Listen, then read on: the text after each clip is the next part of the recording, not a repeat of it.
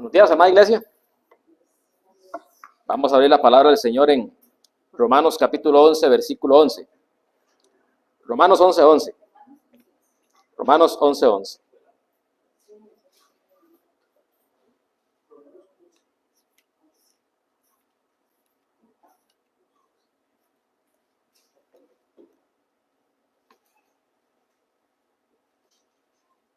Romanos 11, 11.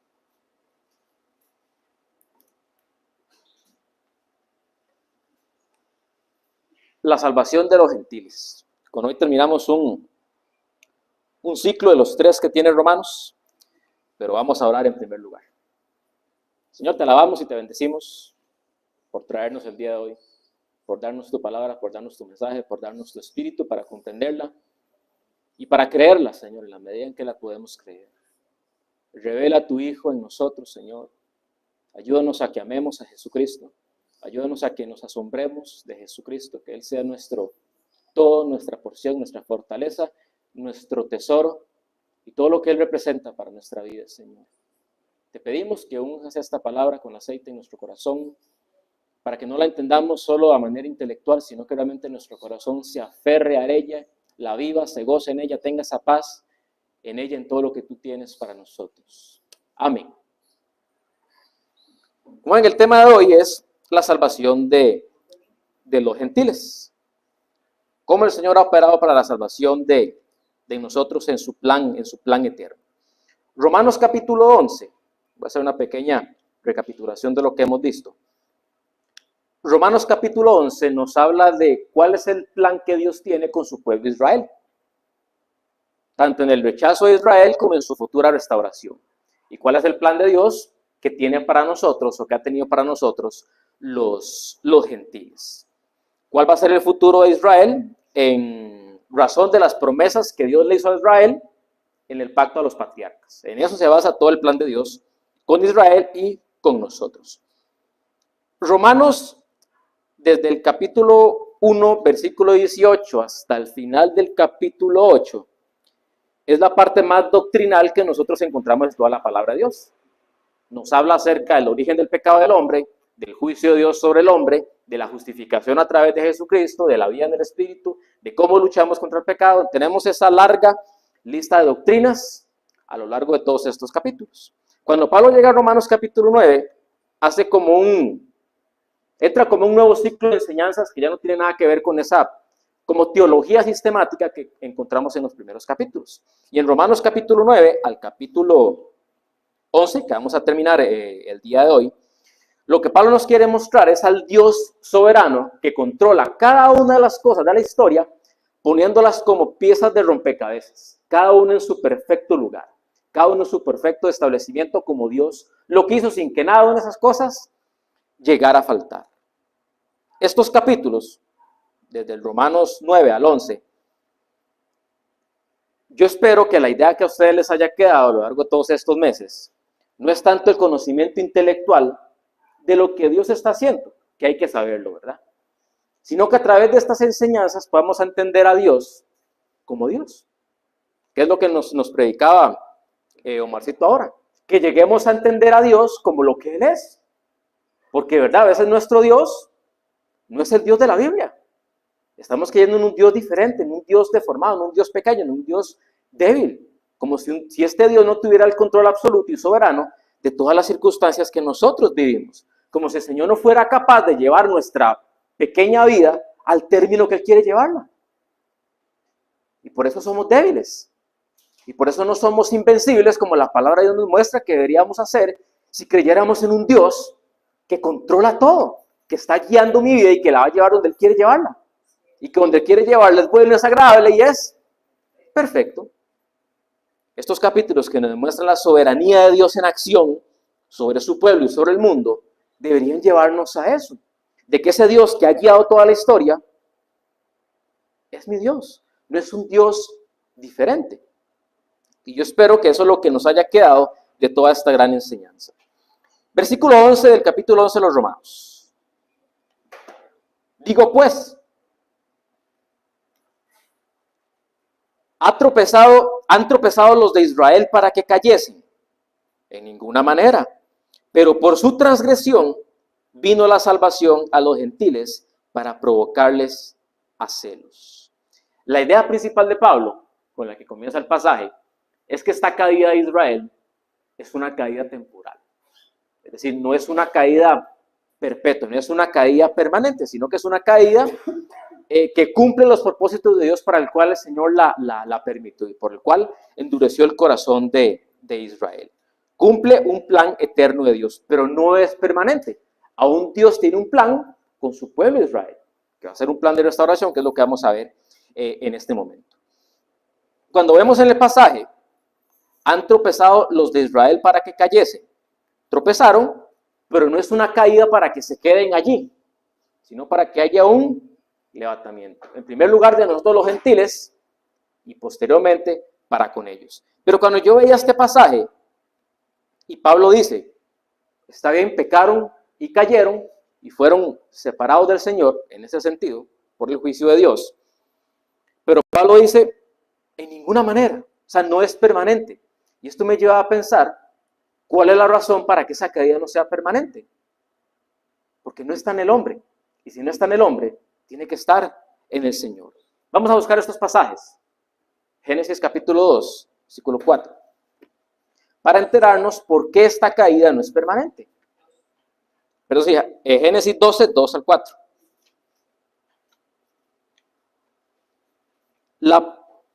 La falta de permanencia en esta caída depende en la fidelidad del Señor, no en que nosotros seamos buenos delante del Señor.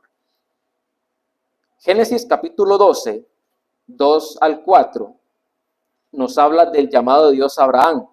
Y el 15 del 9 al 18 también nos habla del pacto abrahámico. Dice el capítulo 12, 2 al 4.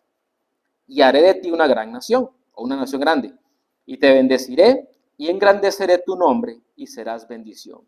Bendeciré a los que te bendijeren y a los que te maldijeren maldeciré.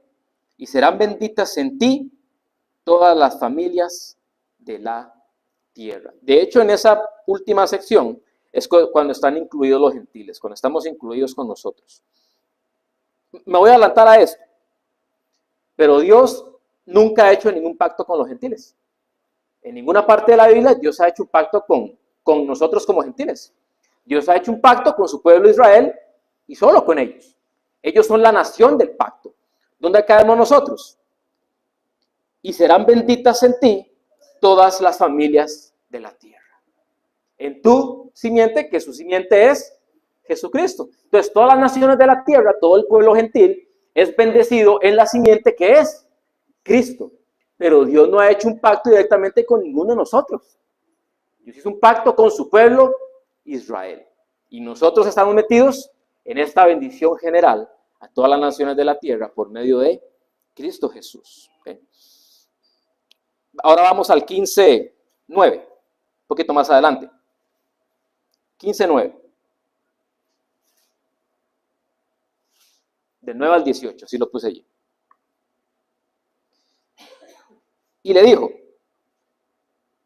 tráeme una becerra de 3 años y una cabra de 3 años, y un carnero de 3 años y una tórtola también y un palomín. Y tomó él todo esto y los partió por la mitad, y puso cada mitad enfrente de la otra, mas no partió las aves.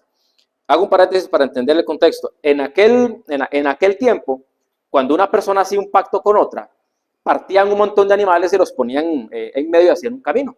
Entonces, ambas personas, ambas partes que se comprometían a cumplir ese pacto, cruzaban en medio de eso, simbolizando que si alguno de ellos no cumplía con eso, iban a ser partidos como los animales que estaban a sus lados. Entonces Dios, de una manera para condescender con el hombre y pactar con Abraham, hace lo mismo, pero ya vamos a ver qué pasa. Y descendían aves de rapiña sobre los cuerpos muertos, y Abraham las ahuyentaba. Mas a la caída del sol sobrecogió el sueño a Abraham, y he aquí que el temor de una grande oscuridad cayó sobre él. Entonces Jehová dijo a Abraham, ten por cierto que tu descendencia morará en tierra ajena, y será esclava allí, y será oprimida 400 años. Mas también la nación a la cual servirán juzgaré yo, y después de esto saldrán con gran riqueza. Y tú vendrás a tus padres en paz, y serás sepultado en buena vejez. Y en la 4ª generación volverán acá, porque aún no ha llegado a su colmo la maldad del amorreo hasta aquí. Y sucedió que puesto el sol, y ya oscurecido, se veía un horno humeando y una antorcha de fuego que paseaba por entre los animales divididos. Y en aquel día hizo Jehová un pacto con Abraham diciendo: a tu descendencia daré esta tierra, desde el río de Egipto hasta el río grande, el río Éufrates, la tierra de los eneos, de los cenezeos, de los calmoneos, los heteos, los fereceos, los refaitas, los amorreos, los cananeos, los gergeseos y los jebuseos. ¿Qué estaba haciendo Abraham cuando Dios pasó por en medio de los animales?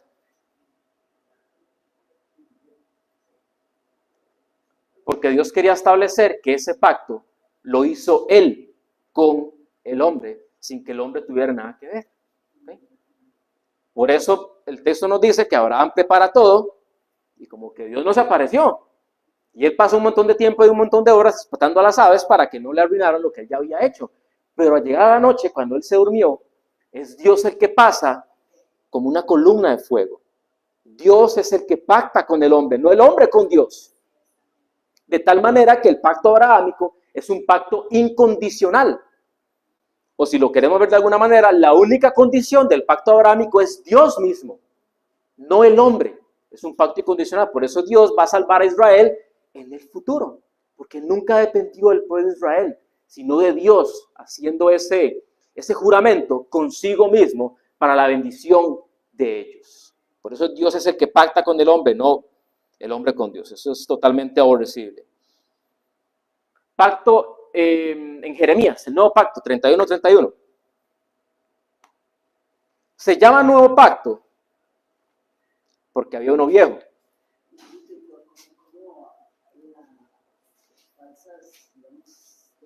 Ajá.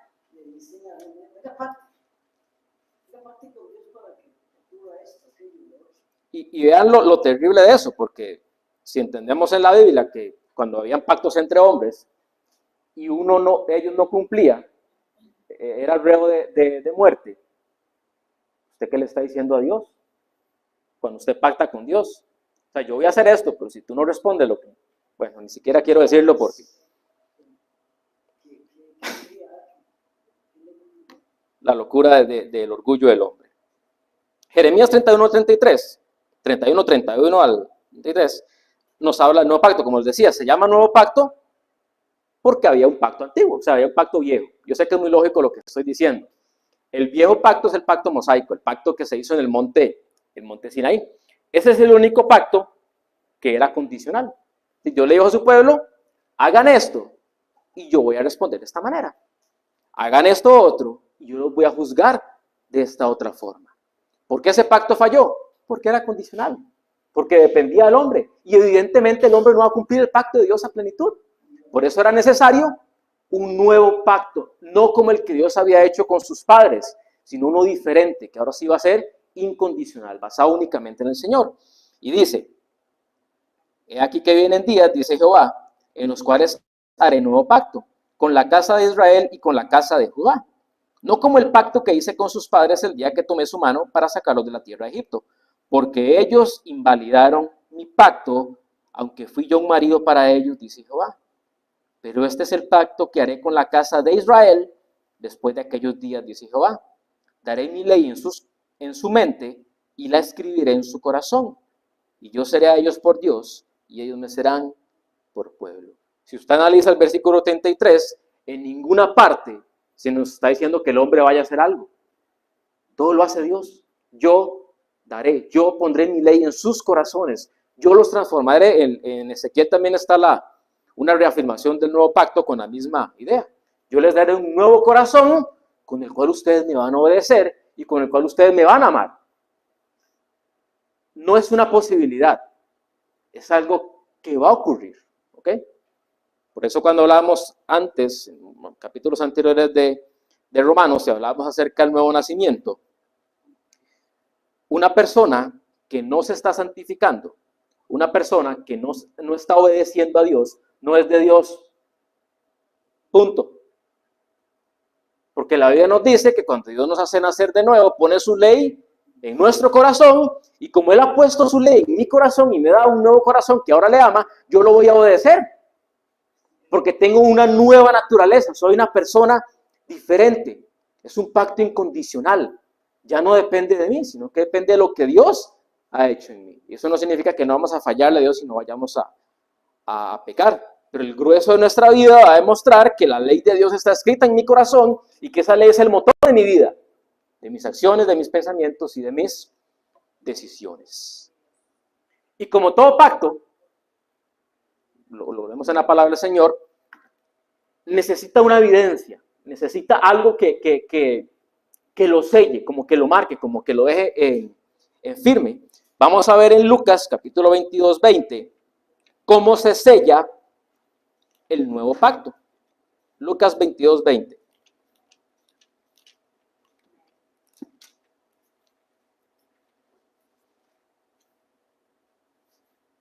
Esto en el contexto de la última cena, ¿verdad?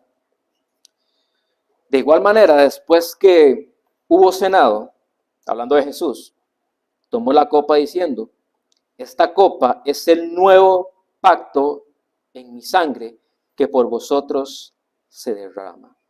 Eso que está hablando Jesús del nuevo pacto es este que está en Jeremías 31, 31 al 33. ¿Qué es lo que sella el nuevo pacto? La sangre del Cordero. Y como la sangre del Cordero es tan poderosa para que ese pacto se cumpla, ese pacto se va a cumplir.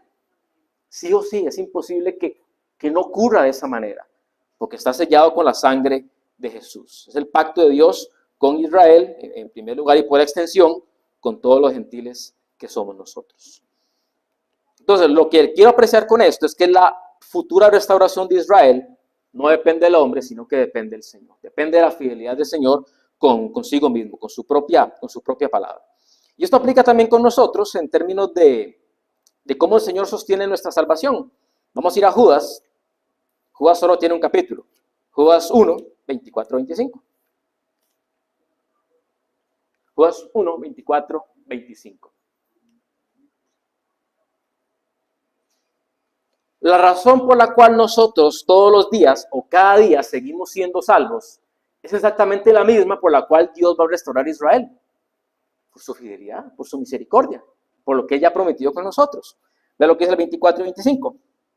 Y a aquel que es poderoso para guardaros sin caída y presentaros sin mancha delante de su gloria con gran alegría. Al único y sabio Dios, salud, al único y sabio Dios, nuestro Salvador, sea gloria y majestad, imperio y potencia, ahora y por los siglos. Amén. Entonces Dios es poderoso para guardarlo a usted y para que usted no caiga nunca. Usted nunca va a caer de la gracia. Es imposible. Porque no depende de que usted se sostenga agarrado a la gracia, sino que Dios impide que usted se salga de allí. Si usted quisiera, no podría. Usted no puede salirse del sello hermético de Dios, donde está la mano del Padre y donde está la mano del Hijo sosteniéndolo a usted. Es imposible. No podemos salirnos. Si eso no fuera cierto, usted y yo ya nos hubiéramos apartado de la fe. Si no nos apartamos de la fe, es porque Dios impide que usted y yo nos apartemos de la fe, por el sello que ya ha puesto en nuestro corazón con el Espíritu Santo. Ahora bien, el otro punto que menciona Pablo en el versículo 11 es cuál es el propósito fundamental por el cual Israel fue endurecido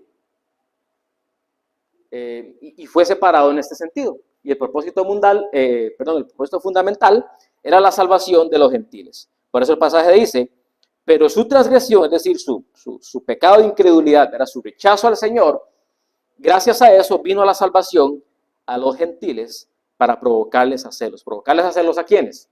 A los judíos, ¿verdad? Entonces, gracias a que ellos rechazaron al Señor, o mediante eso, vino nuestra salvación. Pero nuestra salvación vino para que ellos, al ver las bendiciones que nosotros recibíamos en Cristo Jesús, sintieran celos de los buenos. En el sentido de que yo quiero lo que los gentiles tienen. Yo quiero ese mismo tipo de salvación por gracia, ese tipo de salvación gratuita que es en Cristo Jesús. Entonces, la idea de Dios es que al ponerles a los judíos cara a cara su pecado y lo que ellos han hecho, y que ellos han rechazado a su Mesías, y como los gentiles ya han recibido al Mesías de Dios, ellos vengan a la fe queriendo exactamente las mismas cosas. Es una idea muy similar a cómo nosotros como cristianos debemos reflejar tanta alegría y tanto gozo en el Señor que el que no es de Cristo quiera eso. Yo quiero eso que usted tiene, no sé qué es, pero yo lo quiero. Yo quiero exactamente lo mismo, yo quiero esa misma idea, yo quiero ese mismo sentir. Hay un señor que anda vendiendo, pero ahí va Rolito. Que exactamente quiera la misma idea que cada uno de nosotros. Versículo 12.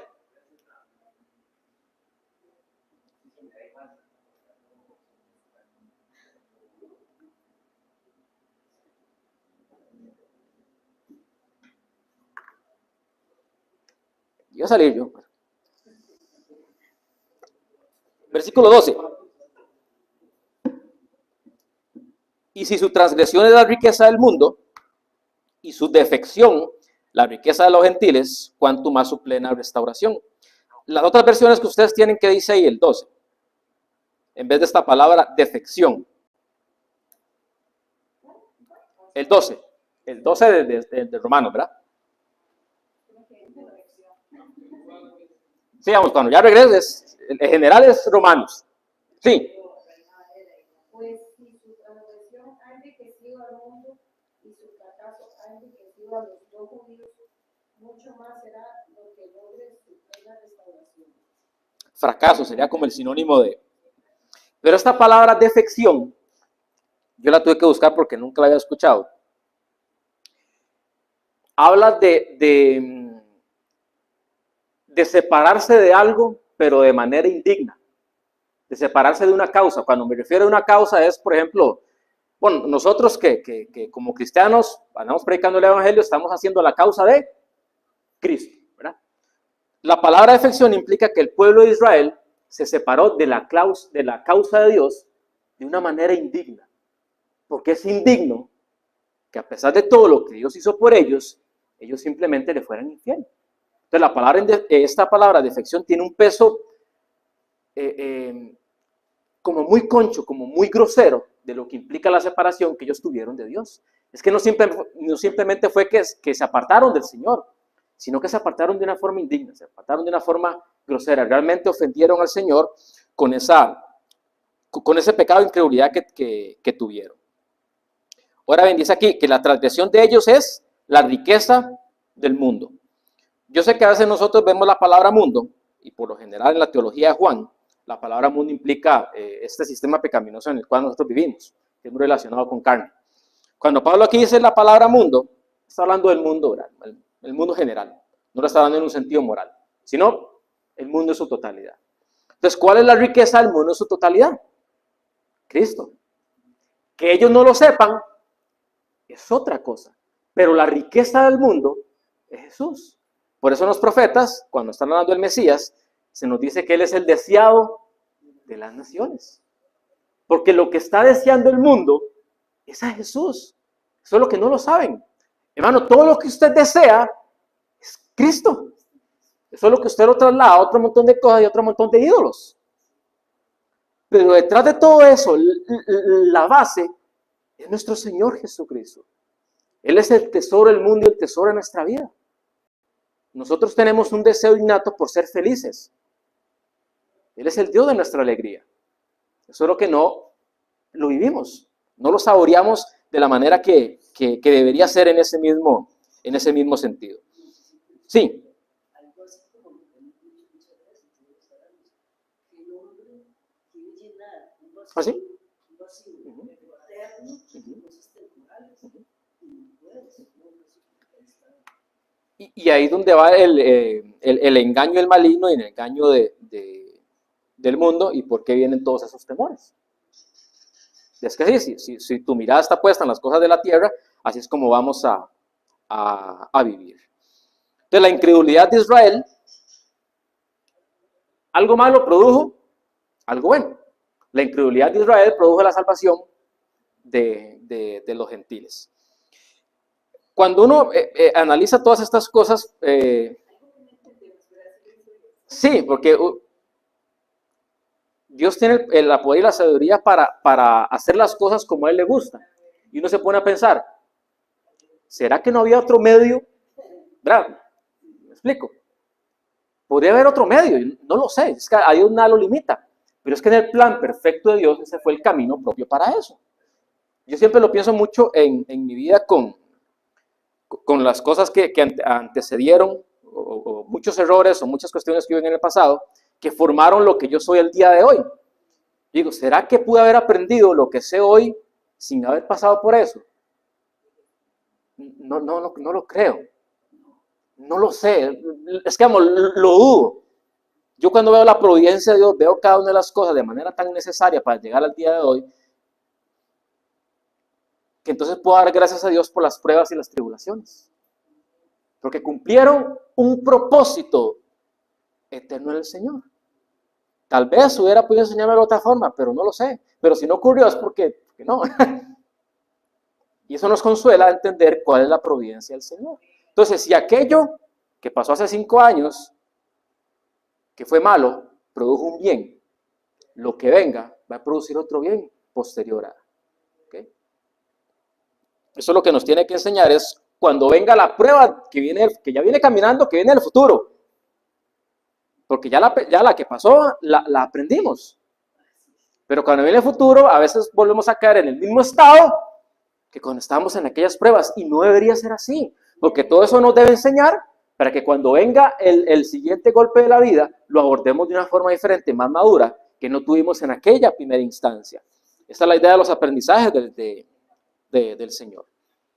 El problema que tienen los judíos y que tenemos nosotros es que para los judíos actualmente ellos no logran ver el plan de Dios de esta manera. Lo único que ellos pueden ver, si ven el cristianismo como lo vemos nosotros, es que Dios los está rechazando y están recibiendo un pueblo que no era suyo.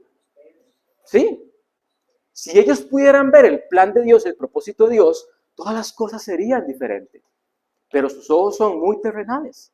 Y es exactamente lo mismo con nosotros. Cuando nosotros vemos nuestra vida con ojos terrenales, no vamos a poder comprender cuál es el plan de Dios en nuestra vida. Porque vamos a estar viendo las cosas terrenales. Y algo que apuntaba Omarcito ahora, nosotros vivimos en una cultura hedonista, vivimos en una cultura que huye del dolor. Realmente el sufrimiento es visto como lo más malo que existe, no tiene propósito. Es algo a lo que hay que huir. Estamos vendidos simplemente a los placeres del mundo, tanto como se pueda, de un placer al otro.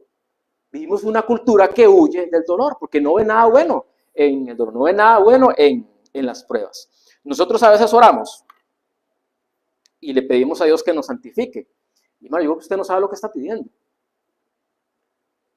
Todo proceso de santificación duele. ¿Okay?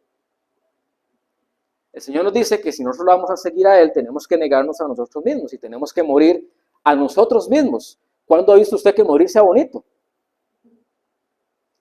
La santificación, hacer una persona más santa o ser una persona más semejante a Cristo Jesús, implica que que el orgullo de esa persona tiene que ser destruido y quebrantado. Y eso va a doler. Entonces, cuando yo le pido a Dios que me santifique y después viene una prueba, una situación difícil, el Señor me está santificando. Pero si yo le pido a Dios que me santifique, no sé, es que le pedimos a Dios que nos santifique pensando que al día siguiente vamos a despertar odiando el pecado y siendo más humildes, así, de manera así como ex nihilo, de la nada. Nada pasó y ahora me siento más santo. Nada pasó y ahora amo más las cosas de Dios. No ha pasado nada y ahora, no sé, soy más humilde. Amo más la iglesia, amo más a los hermanos, perdono mejor. Así no va a pasar. No funciona el mundo así. Un proceso de santificación implica que usted muera cada día más. Claro, el proceso de santificación puede ser más llevadero dependiendo de lo terco que seamos nosotros. ¿Okay? Si yo soy más humilde, si yo acepto más los caminos del Señor, si yo acepto más la voluntad del Señor, si yo me someto más a su palabra, ese proceso de santificación va a doler menos, porque lo estoy comprendiendo. Pero si no soy así, voy a llevar palo y más palo. Por eso el Señor le dice a Pablo, cosas terribles, dar cosas contra el aguijón. ¿Usted se imagina que hay una aguja y usted le esté dando con el pie hacia atrás? No tiene sentido. Pero es que así somos en la mayoría de las veces. Y por eso a veces los momentos de santificación se extienden más de lo que deberían ser. ¿Y quién los extiende? Usted y yo, no el Señor. Yo quiero que usted aprenda esto con esto. ¿No lo aprendió? Lo siento, pero viene nuevo.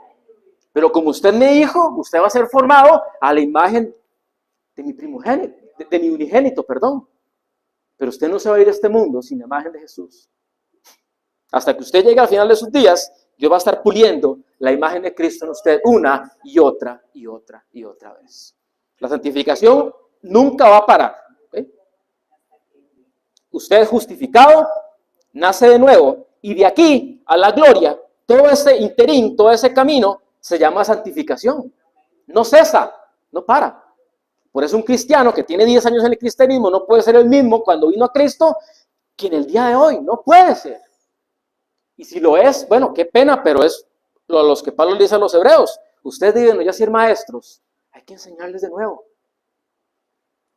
Antier estaba leyendo, no, ayer en la mañana, en el Evangelio de San Juan, creo que al final del capítulo 2, muchas personas estaban siguiendo a Jesús después del milagro en las bodas de Caná. Y el Señor dice que Él no se fiaba de ninguno, porque Él sabía lo que había en sus corazones. Entonces yo pensaba, hay momentos en que Dios no puede confiar en nosotros, en que Dios no nos puede confiar ciertas cosas, porque Él sabe lo que hay en nuestro corazón. Tenemos los dones y los talentos que el Señor nos da, pero simplemente no nos puede dar más, porque Él sabe lo que hay en nuestro corazón. Yo decía, qué feo que el Señor no pueda confiar en mí. Qué feo que el Señor no se pueda fiar de mí para su obra, para poder dar más, porque Él sabe lo que hay en mi corazón. ¿Ven que la palabra es pegadora? Pero entonces, ¿qué hacemos? Bueno, que seamos fiables a Dios para que Él pueda utilizarnos como Él quiere utilizarnos. Porque los dones allí están, pero a veces nuestra propia desobediencia hace que eso como que no desaparezca, pero sí que esté como comprimido, que esté como apagado.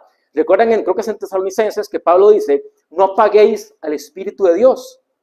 No es que usted se lo quita o que se lo saque, es que lo está apagando. Cuando usted lo tiene apagado, usted anda en la oscuridad porque no anda viendo. Y cuando usted abre, la luz del Espíritu alumbra y usted ya sabe más por dónde ir. Esa es como la idea que Pablo dice ahí. Vamos a estos pasajes, Romanos 8, 18.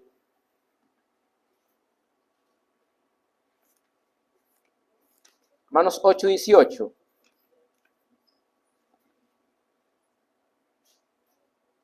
Y después 2 Corintios 4, 17.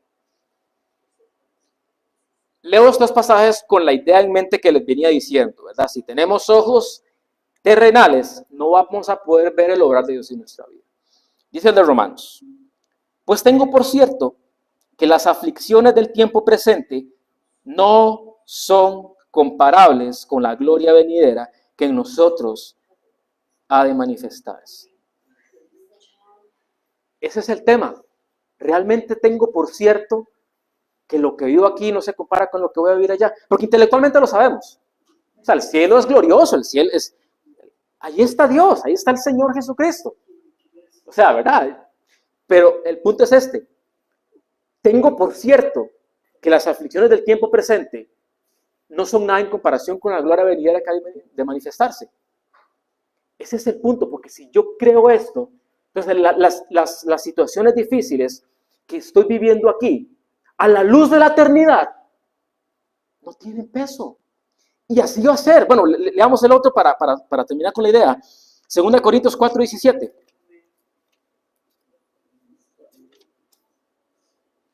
Porque esta leve tribulación momentánea produce en nosotros un cada vez más excelente y eterno peso de gloria.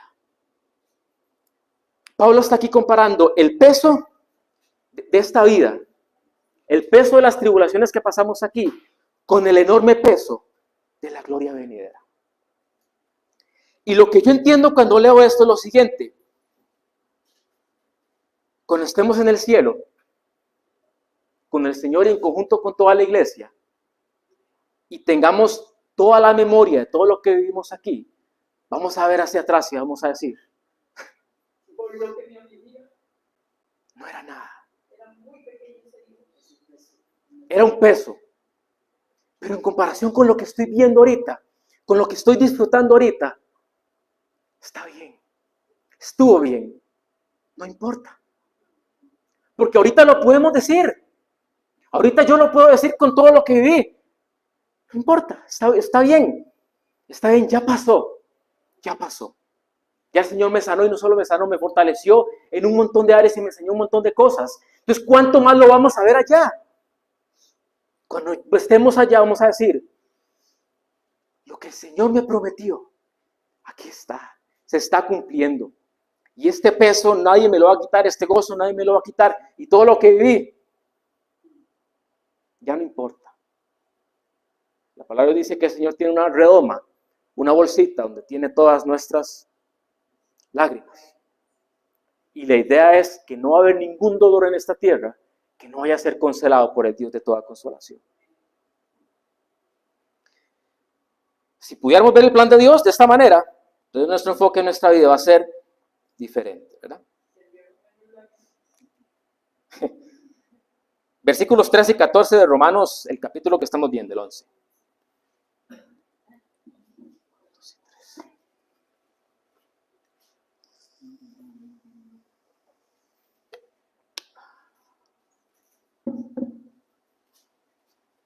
No, que me contuve.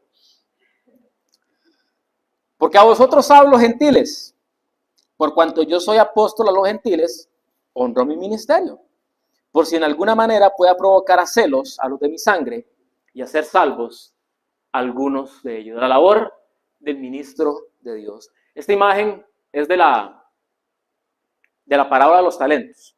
Ahorita la vamos a ver. Quiero resaltar un punto aquí, antes de entrar con la idea, para entender otro pasaje que viene más adelante. Pablo dice, porque a vosotros hablo gentiles. ¿Ok? Resalto esto porque Pablo no está diciendo, a ustedes les hablo iglesia.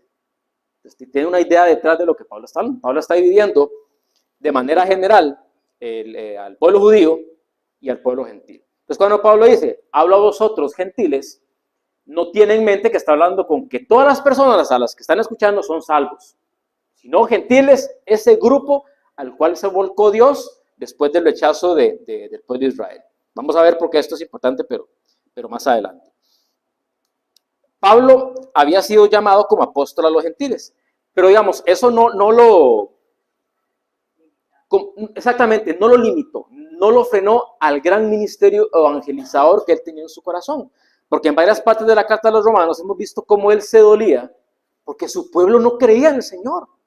En otra parte él dice, ojalá yo fuera anatema, ojalá yo fuera maldito si con eso mi pueblo creyera en el Señor. Pero no es así. Entonces, a pesar de que él tenía una misión específica, eso no lo limitó a todo lo que él tenía que hacer. Porque todos los dones que Dios le dio a Pablo fue para hacer el ministerio que él recibió. De hecho, la historia de Pablo es impresionante porque vemos cómo Dios desde siempre lo estaba preparando para todo este proyecto evangelizador que él hizo en los kilómetros que recorrió Pablo a pie. O sea, es una locura. O sea, son países, o sea, es increíble lo que Dios hizo a través de esta persona. Pablo nace en Tarso, adquiere ciudadanía romana, estudia en una de las universidades más famosas de Tarso, donde él nació. Sabía hebreo, griego, latín. Estudió a los pies de Gamaliel. Era un hombre sumamente preparado, sumamente inteligente, se refleja en sus cartas. Toda esa preparación que él tuvo, jamás pensó que iba a tener un encuentro con Jesucristo. Pero Dios lo estaba llevando a cada uno de sus pasos porque él necesitaba un Pablo. Ustedes me entienden lo que quiero decir, ¿verdad? Un Pablo para que ejerciera ese ministerio que él realizó. Ahora bien, sí, el punto con esto es que a veces nosotros nos comparamos con estos grandes siervos de Dios. Dios tiene un llamado específico para cada persona, ¿ok?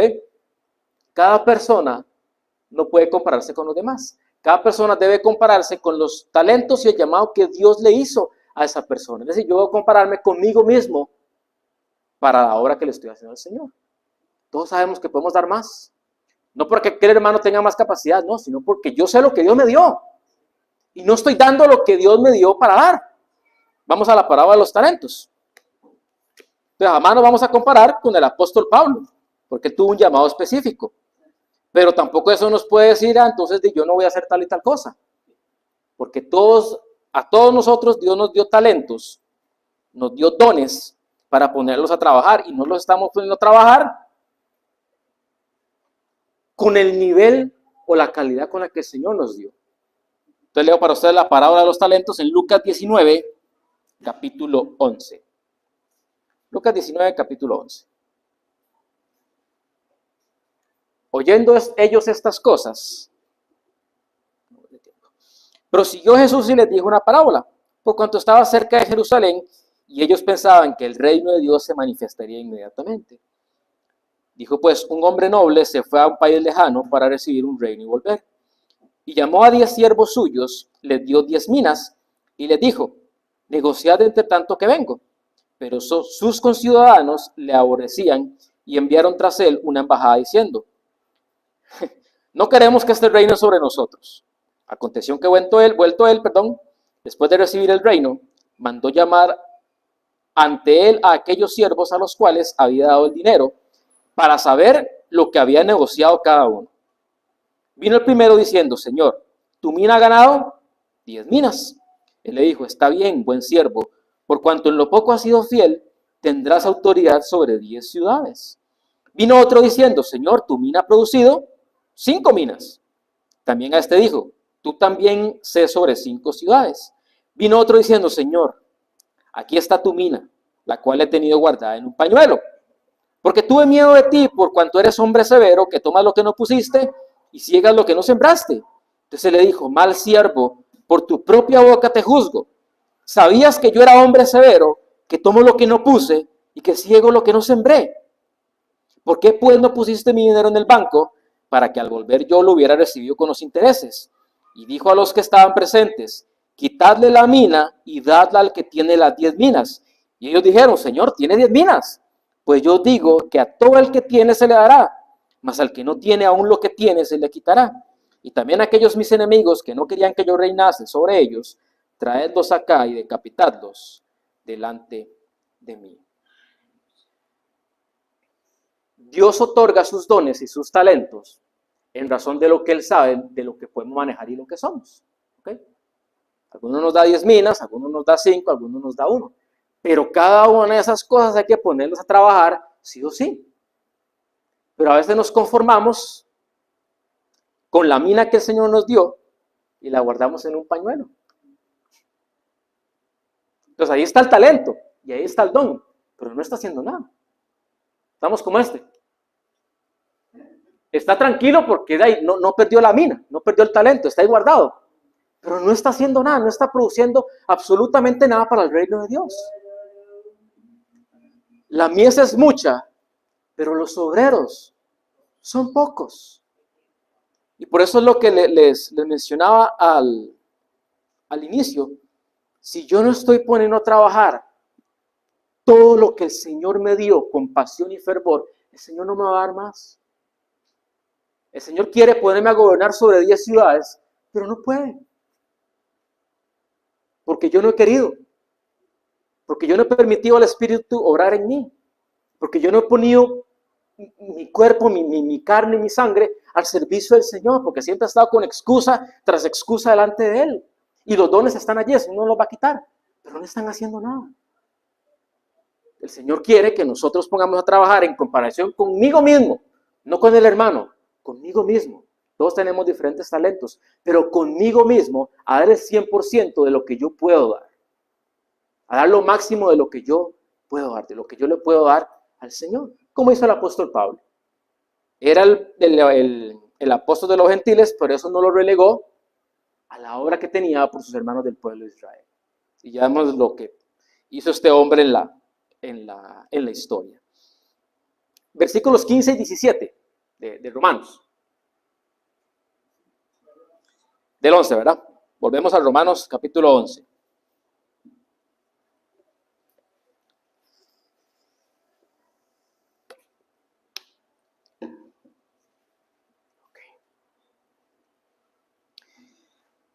Porque si su exclusión es la reconciliación del mundo, ¿qué será su admisión sino vida entre los muertos? Si las primicias son santas, también lo es la masa restante. Y si la raíz es santa, también lo son las ramas. Pues si algunas de las ramas fueron desgajadas, y tú, hablando de los gentiles, ¿verdad? Siendo olivo silvestre, has sido injertado en lugar de ellas, y has sido hecho participante de la raíz y de la rica savia del olivo. Y ahí lo digo lo dejo y después seguimos con el otro pasaje. Aquí Pablo nos da un montón de simbolismos para ayudarnos a entender el plan de Dios con Israel. Pero lo primero que quiero resaltar es que, como dice aquí, si cuando Israel fue rechazado o renegó de Dios, que es algo malo, produjo algo tan bueno, que fue la salvación de los gentiles, ¿cuánto más glorioso no va a ser cuando los israelitas sean salvos? Cuando los israelitas, reciban al Mesías. La futura restauración de Israel se va a dar en el periodo que nosotros conocemos como el milenio, donde va a ser un tiempo donde Jesucristo va a gobernar desde Israel por el mundo. Y Israel va a ser la nación cúspide de todas las naciones del mundo. Es el periodo donde Dios va a cumplir a su pueblo Israel todas las promesas que Él le ha hecho a lo largo de la palabra de Dios, sin ninguna de ellas quedar por fuera. Como dice Isaías, que el lobo va a apacentar con el cordero, el anciano no va a morir, sino que sea lleno de días, el niño no va a morir fuera de su tiempo, va a ser un tiempo de gloria, porque el Rey de Gloria va a estar gobernando en el mundo. Ahí se va a cumplir todas las promesas del Señor. Por ello a veces cuesta un poco entender cómo existe la postura milenial, que no ve el milenio como un periodo real donde Jesucristo va a gobernar. Porque es que nosotros no tenemos ningún periodo que calce con estas descripciones que hacen los profetas acerca del periodo milenial. Como ese periodo de una vida tan plena, donde no hay enfermedad, donde los animales ya no tienen ese instinto asesino que vino por causa de la caída, donde las personas van a vivir muchísimos años llenos de vida. No hay ningún periodo así. Tenemos este periodo actual que nada que ver, ¿verdad? Y tenemos el estado eterno.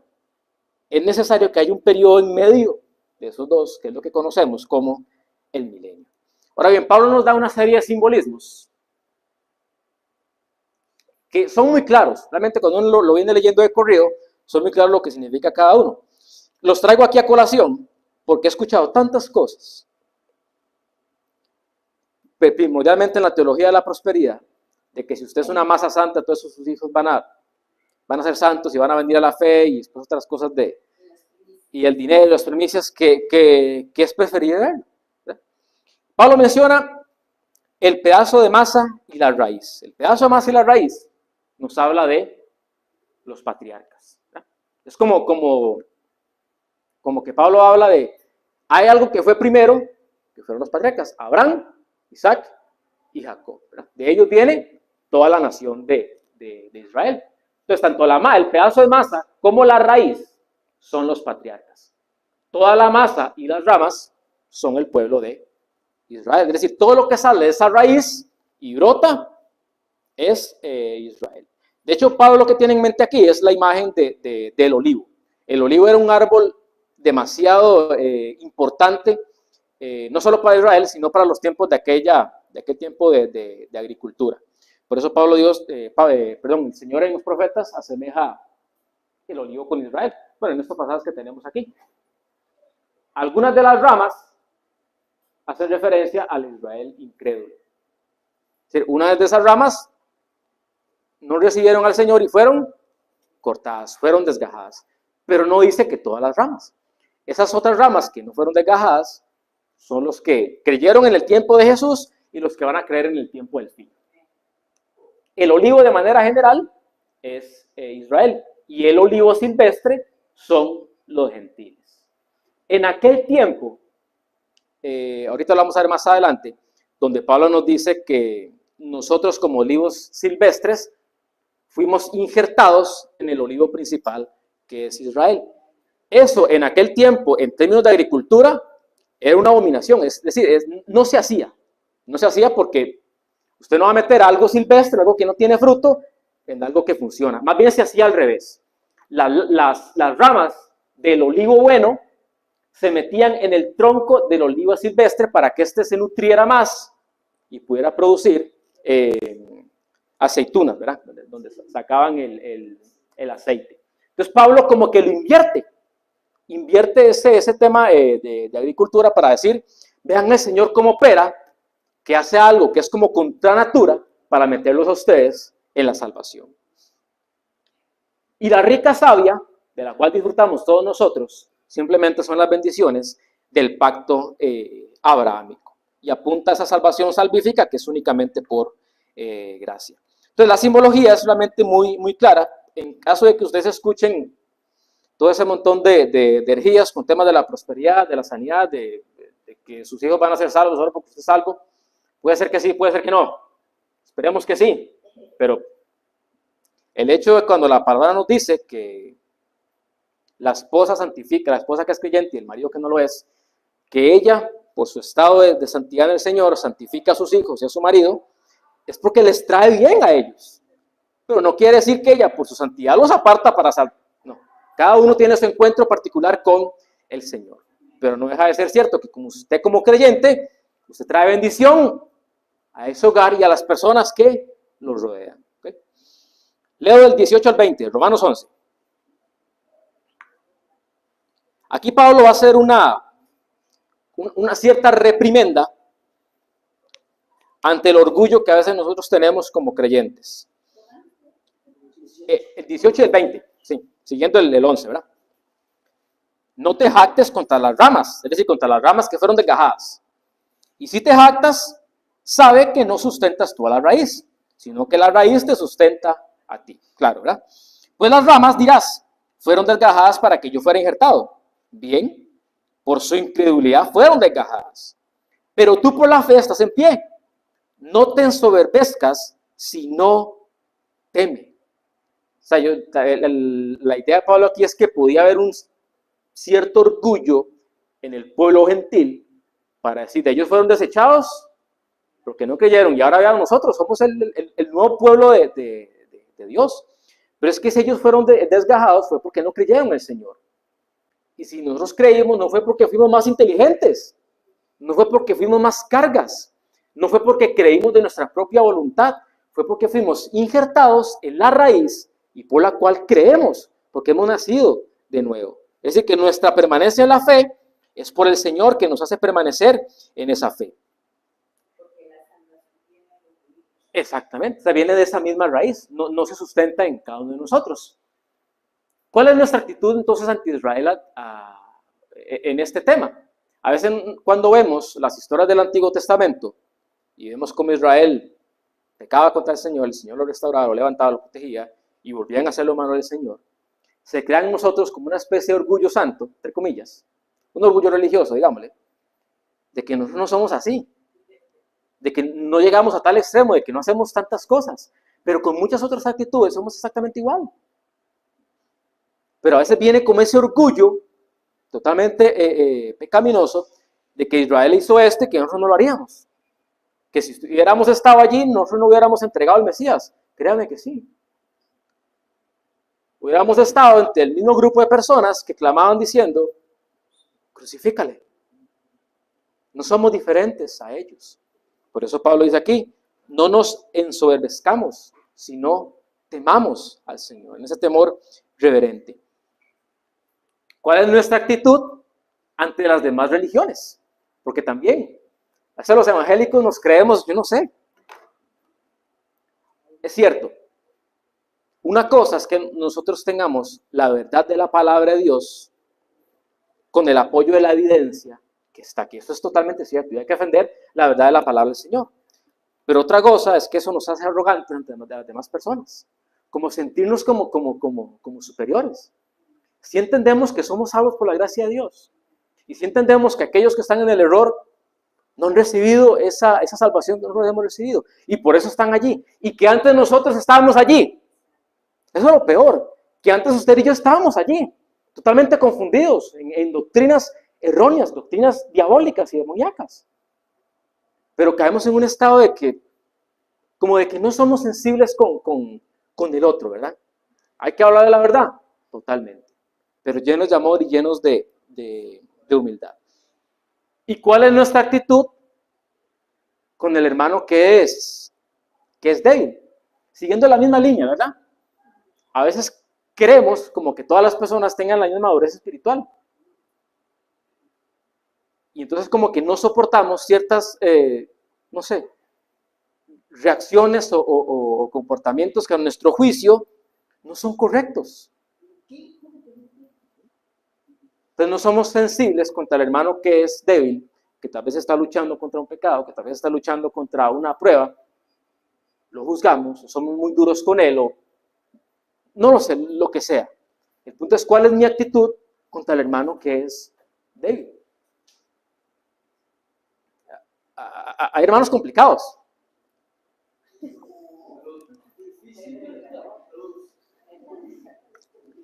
A veces somos difíciles. A veces somos maduros en unas cosas y curiosamente en otras no. Es como un juego extraño, ¿verdad? Donde nos vamos moviendo. Pero entonces es esa sensibilidad de que si aquel hermano me ofendió en algo, bueno, yo he ofendido a otros en otras áreas. Si aquel es débil en esto, yo sé que yo soy débil en esto. Entonces, ¿cuál es mi actitud ante el hermano débil? ¿Cuál es mi actitud ante Israel? ¿Cuál es mi actitud ante las demás religiones que existen en el mundo? 21-22 de Romanos 11. Estamos a 7 minutos de... Vamos a ver si...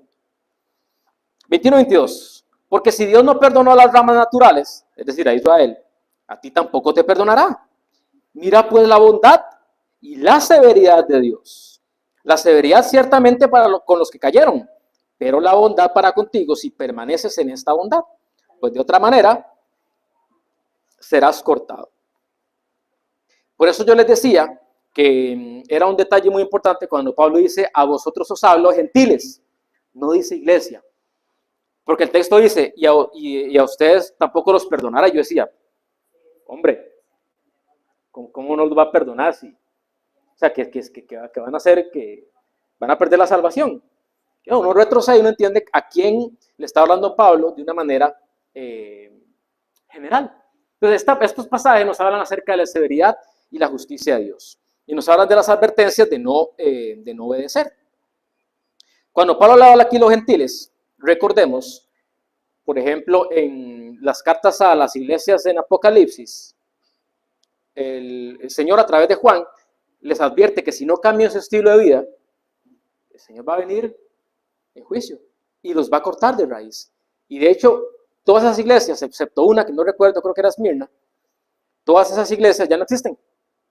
Solo una quedó en pie. No quiere decir que creyentes todos esos creyentes no fueran genuinos. No, algunos lo eran, otros no. Pero a nivel general, la iglesia como tal no atendió al llamado de Dios.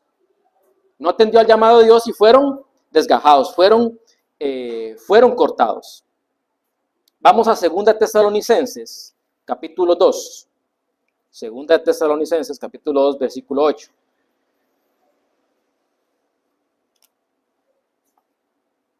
Segunda Tesalonicenses 2:8.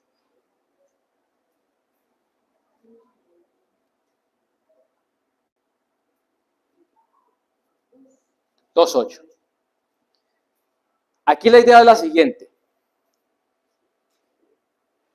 Todos los días cuando abrimos la palabra de Dios, los domingos que venimos a congregarnos, entre semana en la noche que escuchamos los audios, en la mañana que escuchamos la Biblia, Dios está hablando una y otra y otra y otra y otra vez. Constantemente Dios no deja de hablar. Este tipo de juicios viene cuando estamos escuchando una y otra vez al Señor y simplemente no hicimos caso. Nos habla de una y otra vez que hay que orar con perseverancia. Nos habla de una y otra vez que hay que congregarse. Nos habla de una y otra vez que hay que leer la Biblia. Aquí por dentro, por allá, ¿sale? ¿Usted cree que Dios se va a quedar de brazos cruzados? Dios es severo. Vea lo severo que es en este pasaje, 2 Tesalonicenses 2:8. Y entonces, en el tiempo del fin, se manifestará aquel inicuo a quien el Señor matará con el espíritu de su boca y destruirá en el resplandor de su venida. Sí, es este. Sí. Inicuo cuyo advenimiento es por obra de Satanás con gran poder y señales y prodigios mentirosos. Y con todo engaño e iniquidad para los que se pierden, por cuanto no recibieron el amor de la verdad para ser salvos. Y ojo el 11. Por esto Dios les envía un poder engañoso para que crean la mentira, a fin de que sean condenados todos los que no creyeron a la verdad, sino que se complacieron en la injusticia. Yo sé que no es el punto al que vamos a llegar, ¿verdad? Esto es una persona tan rejega a la voz de Dios, tan dura a la voz de Dios, que Dios como juicio lo incapacita para que pueda creer. Ahí lo dice.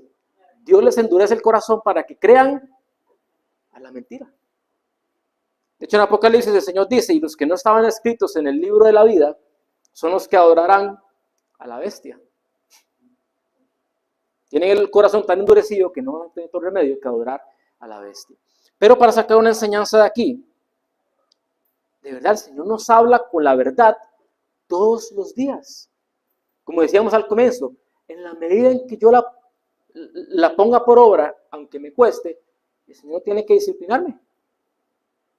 El Señor no tiene que ahí como que estrujar mi corazón. Salud, damita. El Señor no tiene que estrujar que eso que hay en mí para sacar lo malo, porque yo estoy aprendiendo. Es lo mismo como cuando ustedes crían a sus hijos. Y si él es obediente, no lleva palo. ¿Por qué usted lo va a castigar si hace caso? ¿Por qué usted lo va a castigar si es bueno? Si hace lo que se le manda. O sea, no tiene sentido. Pero si no hace lo que le manda, usted como un gesto de amor para que él no se desvíe y no se pierda, lo disciplina. Bueno, eso es lo mismo que hace el Señor. Entonces, si lo sabemos,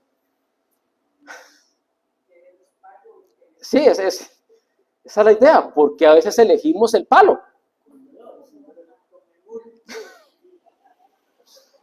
¿Cómo lo quiere? ¿Con dolor o sin dolor? Señor, con dolor, con un poquito. Paso al pasaje para que nos dé tiempo. El 23 y el 24 de Romanos. Y aún ellos, si no permanecieren en incredulidad, serán injertados, pues poderoso es Dios para volverlos a injertar. Porque si tú fuiste cortado del que por naturaleza es olivo silvestre, y contra naturaleza, lo que les decía ahora, ¿verdad? Fuiste injertado en el buen olivo, cuanto más estos, que son las ramas naturales, serán injertados en su propio olivo. Cierro con esto. Si los gentiles, lo que les dije al inicio, si los gentiles con quienes Dios no hizo ningún pacto, fueron injertados y fueron salvados, ¿cuánto más aquellos con los que Dios hizo un pacto? Evidentemente Dios sigue teniendo un plan con ellos. Dios, el texto dice aquí que si ellos se arrepienten, Dios los va a recibir. Si una persona se arrepiente, Dios lo va a recibir. Dios busca un corazón humilde, un corazón contrito y humillado. El texto dice, tú no lo rechazarás jamás. Dios no lo rechazará jamás. Dios no va a rechazar un corazón que viene humillado a Él, que realmente lo está buscando, que está clamando por Él. La palabra de Dios dice, y me buscarán y me encontrarán si de todo corazón me buscaren. Si yo de todo corazón busco a Dios, créame que Él se va a manifestar en mi vida. Se va a manifestar con poder, se va a manifestar en mi debilidad, se va a manifestar en aquellas áreas de pecado que no he podido vencer, se va a manifestar en aquellas áreas de mi carácter que aún no he podido vencer y que yo siento que es imposible. Si yo busco al Señor de todo mi corazón y de toda mi mente y de todas mis fuerzas, el Señor va a aparecer y va a actuar, porque Él lo ha prometido.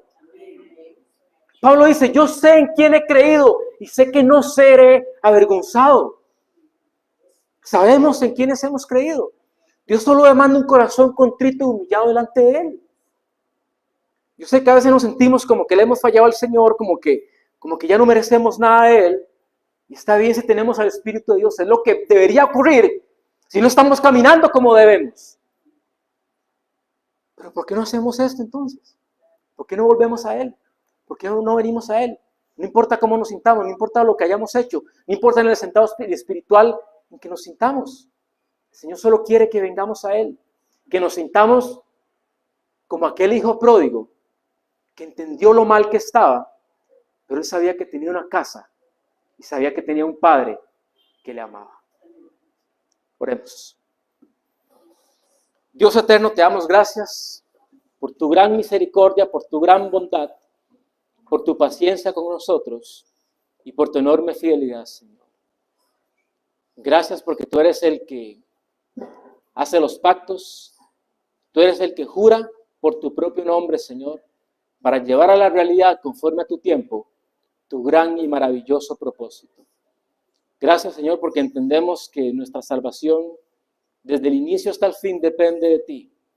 Tú sostienes nuestra vida eterna y la llevarás hasta el día en que tu maravilloso Hijo se manifieste para cada uno de nosotros.